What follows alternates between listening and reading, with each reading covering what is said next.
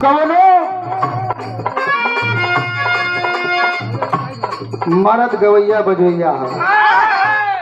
लगातार कार्यक्रम हो गई लोग, एक दिन 2 दिन 3 दिन भाई गौवा में कुछ औरत वाली कान भरे वाली, एक खटिया का मर्द में हरारू 2 खटिया कर दिया, मिनटों ना लगी। मेहरारू के कान भर दिहलस कोनो कनफुकनी, फोन करके मेहरारू से मर्दे से एगो बात कहते हैं, अरे सैया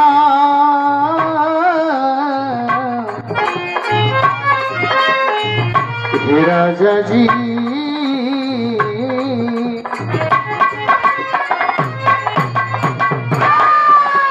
तो के हम इतना मानीला जितना बतौली, लेकिन तू का हमारा बारे में सोचा तड़ा का गोरा तड़ा। और आप बड़ा मदानी परम सम्मानित बड़े भैया पप्पू डीजे हवाई के धरती से परम आदरणीय परम सम्मानित हम लोगों के भावक, हम लोगों के गार्जियन आप विजयनाथ यादव पंथी जी, ग्राम डफलपुरा, पोस्ट पतोई, बलिया,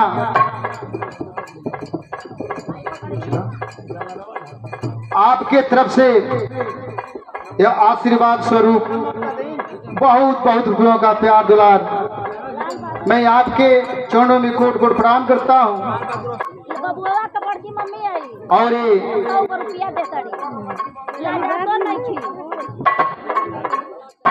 मास्टर साहब कहाँ चल गिला?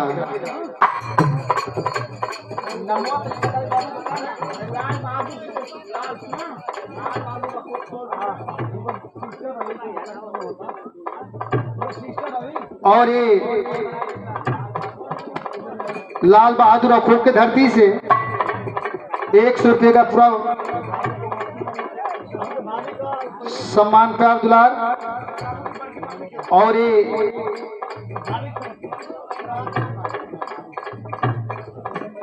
लड़के के मम्मी की तरफ से बहुत रुपये का प्यार दुलार सम्मान।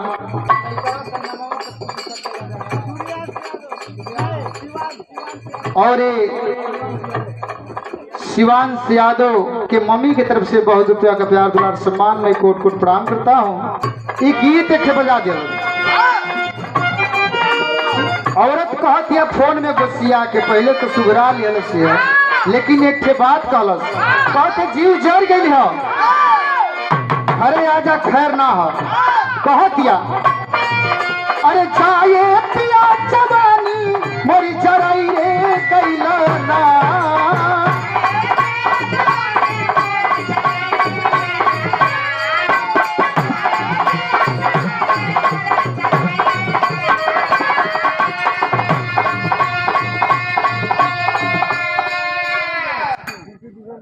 कहे के बाद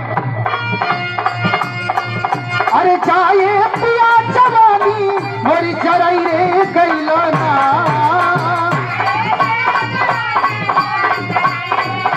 क्या बात है, क्या बात है।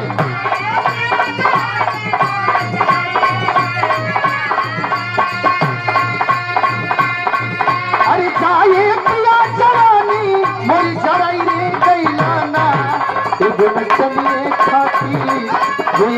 चलिए खातिर कटिया पर भुलाई रे कैलाना।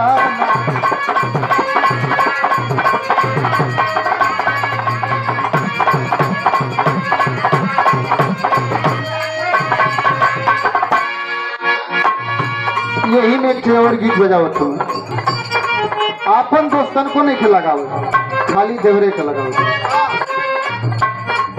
अरे हम नाचनारी रहनी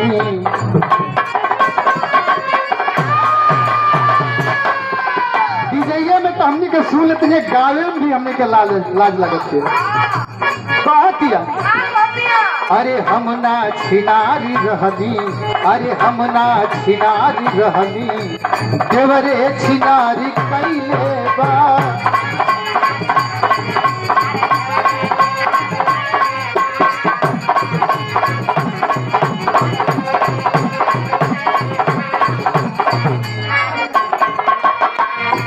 अमर भैया वेद से अधिक हम ना गावे।